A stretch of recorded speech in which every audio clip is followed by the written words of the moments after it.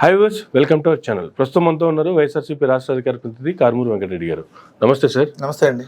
Sir, Andhra Pradesh రాష్ట్రంలో students, మహిళా విద్యార్థులు వాళ్ళ యొక్క భద్రతకు సంబంధించి చూసుకుంటే రీసెంట్గా గవర్నమెంట్ మారిన తర్వాత విజయవాడ అతి దగ్గరలో గుడ్లవల్లేరు కాలేజీలో చూసాము. అర్ధరాత్రి నైట్ అంతా కూడాను వాళ్ళు కాలేజీ ప్రాంగణంలో కూర్చొని ధర్నాలు చేసినప్పటికీ కూడాను న్యాయం జరిగినటువంటి పరిస్థితి.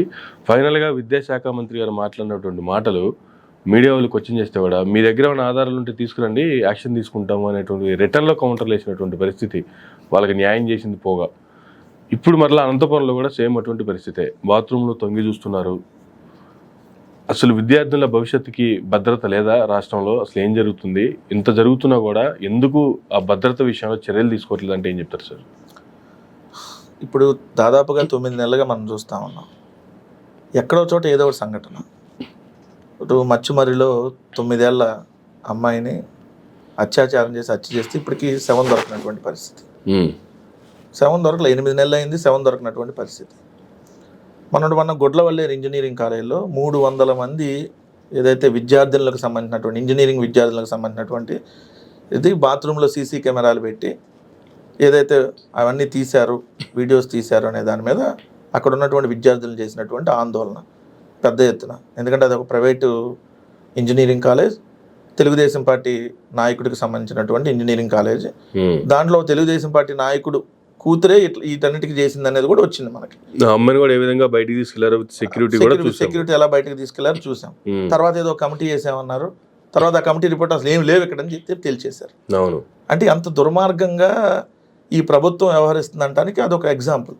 300 మంది విద్యార్థులు 300 మంది విద్యార్థులు సీసీ కెమెరాలు ఉన్నాయని చెప్తే ఆ సీసీ కెమెరాలు ఉన్నాయని అంత ఇప్పుడు ఎవరో ఒకళ్ళు ఇద్దరు ఆరోపణ చేసినారు. 300 మంది చేశారంటే అంత ఎవిడెన్స్ లేకుండా చెప్పరు కదా. వాళ్ళ వీడియోలు హైదరాబాద్ కూడా వెళ్ళి కూడా ఆ రోజు చర్చ జరిగింది. హైదరాబాద్లో వేరే ఇంజనీరింగ్ కాలేజ్ స్టూడెంట్లు కూడా పంపారండి. కానీ ఏమి లేదని చెప్పి దాని కేసు క్లోజ్ చేసినటువంటి పరిస్థితి. ఎందుకు? మన కిరణ్ రాయలదే ఎగ్జాంపుల్. దొండకాయ కామకిరణ్ది ఏమైనా జరిగింది? ఆ అమ్మాయిని చంపేస్తా అన్న ఆడియోలు మనకు అన్నీ వస్తే ఉల్టా ఆ అమ్మాయి మీద ఇతను వెళ్ళి కేసు పెట్టాడు, కేసు తీసుకున్నారు. జైపూర్ నుంచి కూడా పోలీసులు రప్పించి అరెస్ట్ చేసి కూడా తీసుకెళ్లారు. సో ఈ పరిస్థితిలో మళ్ళీ ఈరోజు Anantapuram central university, Anantapuram central university అంటే గవర్నమెంట్కి సంబంధించి, ఆ సెంట్రల్ యూనివర్సిటీలో విద్యార్థులు కంప్లైంట్స్ ఏమని ఇట్లా వచ్చి బాత్రూముల దగ్గర తొంగి చూస్తున్నారు అబ్బాయిలని. అసలు అమ్మాయిల హాస్టల్ దగ్గరికి అబ్బాయిలే రాకూడదు, అట్లాంటి బాత్రూముల్లోకి తొంగి చూసే పరిస్థితి ఉంది అని అంటే ఎంత పరిస్థితులు ఉన్నాయి, ఎవ్వడు మన ఏం చేయలేడు అనేటటువంటి ధైర్యం వీళ్ళకి వచ్చేసింది. ఎవరైతే ఇలాంటి నేరాలు చేయాలి, ఇలాంటి చేయాలని అనుకున్నట్టు భయం లేకుండా పోయింది. ఎందుకు? కిరణ్ రాయల్ని ఏమైనా అరెస్ట్ చేశారా? ఉల్టా మనం అవసరమైతే అమ్మాయిల మీద కేసు పెడదాం అనుకుంటున్నారేమో. ఉల్టా పెడతారని చూడండి.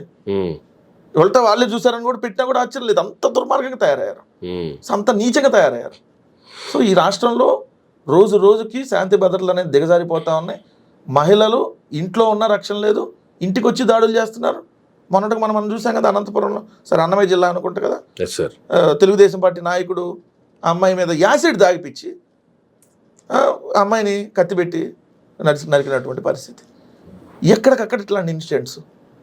సో ఈ రాష్ట్రంలో ప్రస్తుత పరిస్థితి చాలా ఆందోళనకరంగా ఉంది. అమ్మాయిలకి రక్షణ లేకుండా పోయింది, మహిళలకు ఎక్కడ రక్షణ లేకుండా పోయింది. ఫోన్లో బెదిరిస్తారు, చంపేస్తామని, లైంగికంగా వేధిస్తారు, వినకపోతే యాసిడ్ తాగిపిస్తారు, లేదంటే యాసిడ్తో దాడి చేస్తారు. ఇలాంటి దయనీయమైన పరిస్థితులు ఈరోజు రాష్ట్రంలో ఉన్నాయి. అధికారులు కూడా కొంతమంది అధికారులు కూడా మనం చూసాం.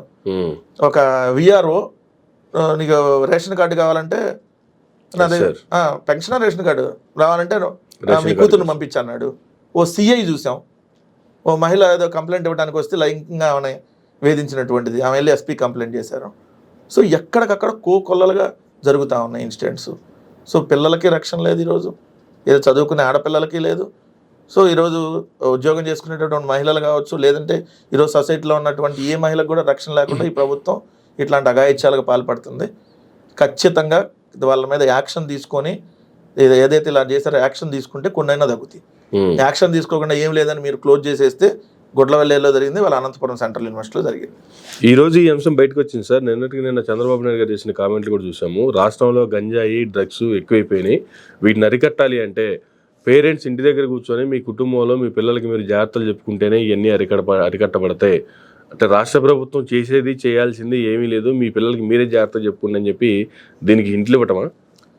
సరే, ఎంత దారుణంగా చంద్రబాబు నాయుడు గారు మాట్లాడుతున్నారనంటే, 75 ఏళ్ళు వస్తున్నాయి, ఇంకొక 2 నెలలు పోతే ఆయన వయసు 75 ఏళ్ళు. ఆయనకు కొడుకున్నాడు, మనవడు ఉన్నాడు. ఈరోజు రాష్ట్రంలో విచ్చలవిడిగా గంజాయి తెలుగుదేశం పార్టీ నాయకులే సప్లై చేస్తున్నారు. తెలుగుదేశం పార్టీకి సంబంధించినటువంటి ఒక ఎమ్మెల్యే, పశ్చిమ గోదావరి జిల్లాకు సంబంధించినటువంటి జనసేన పార్టీకి సంబంధించినటువంటి ఎమ్మెల్యే మొన్న వాళ్ళని విడిపించాడు. గంజాయి దొరికింది, పెద్ద ఎత్తున తీసుకెళ్తున్నారు, పోలీసులు పట్టుకుంటే ఈయన ఫోన్ చేసి విడిపించాడు. అంటే విచ్చలవిడిగా ఏ విధంగా వాళ్ళే చేస్తున్నారు మీరు చూసారు. సో అలాంటి తల్లిదండ్రులు వాళ్ళ బాధ్యత ప్రకారం వాళ్ళు ఎవరికైనా చెబుతారు సార్. నారా లోకేష్ చంద్రబాబు నాయుడు చెప్పలేదేమో కానీ భువనేశ్వర్ గారు చెప్పే ఉంటారు ఖచ్చితంగా. ఎందుకంటే ఖచ్చితంగా వాళ్ళ కొడుకుని పెంచేటప్పుడు ఎవరైనా చెబుతారు. సో తల్లిదండ్రులుగా చెబుతారు. కానీ బయట జరుగుతుందండి ఇన్సిడెంట్లు. ఇంట్లో జరిగితే తల్లిదండ్రులు బాధ్యత సార్, కానీ బయట కదా ఇన్సిడెంట్లు జరుగుతున్నాయి.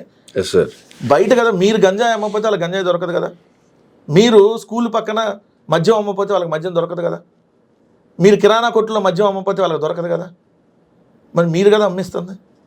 మీరు కదా 99 రూపాయలకు లెక్కరని చేసి 2 రోజులకు ఒక బాటిల్ క్వార్టర్ తాగేవాడిని రోజుకు 2 క్వార్టర్లు తాగిపించి ఆరోగ్యాలు నాశనం చేస్తుంది మీరు కదా. విచ్చలవిడిగా గంజాయి కూడా దొరుకుతుంది సార్. ఎక్కడికక్కడ బెల్ట్ షాపులు ఎట్లా ఉన్నాయో ఈరోజు గంజాయి కూడా అలా విచ్చలవిడిగా ఆంధ్రప్రదేశ్ రాష్ట్రంలో ఈ కూటమి ప్రభుత్వం వచ్చినా దొరుకుతుంది. సో దీన్ని ఖచ్చితంగా అరికట్టాల్సింది ప్రభుత్వం అరికట్టకుండా మీరు ఇంట్లో మీ పిల్లలకి చెప్పండి అంటే, ఇంట్లో తీసుకుంటే తల్లిదండ్రులు చూస్తారు, బయట తల్లిదండ్రుల కాపలా ఉండలేరు కదా. అయినా మీరు ఇక్కడ దొరకటానికి అవి అవైలబుల్ లేకుండా ఉంటే తీసుకోరు, అవైలబిలిటీ ఉంటే తీసుకుంటారు. సో అవైలబిలిటీ కల్పిస్తుంది మీరు కదా. ఈవెన్ తిరుపతిలో గంజాయి అయితే హోమ్ డెలివరీ చేస్తున్నారు. తిరుపతి లాంటి బట్టలు పట్టుకున్నారు కదా అంతకుముందు. మద్యం హోమ్ డెలివరీ, గంజాయి హోమ్ డెలివరీ. ఏ స్థాయికి ఆంధ్రప్రదేశ్ రాష్ట్రాన్ని ఎంత టెక్నాలజీకి తీసుకెళ్ళడానికి ఇది ఎగ్జాంపుల్. అంత నాశనం చేసి వదిలిపెట్టారు ఈరోజు. సో ఖచ్చితంగా దీని మీద మేము కూడా పోరాడతాం. చంద్రబాబు నాయుడు గారు మీరు చేస్తున్న ఖచ్చితంగా తప్పు, దీన్ని ఖచ్చితంగా అరికట్టాలని ఖచ్చితంగా మేము కూడా విస్తృతంగా పోరాటం చేస్తాం. Right sir, thank you sir, thank you very much అండి. ఇదండి రాష్ట్రంలో జరుగుతున్నటువంటి అన్యాయాలకు సంబంధించి కావచ్చు, దురాగతాలకు సంబంధించి కావచ్చు, కారుమూరి వెంకటరెడ్డి గారు ఇచ్చినటువంటి వివరణ. ఇది మరొక గంటలో మళ్ళీ కలుద్దాం. చూస్తున్నానండి మైరా మీడియా.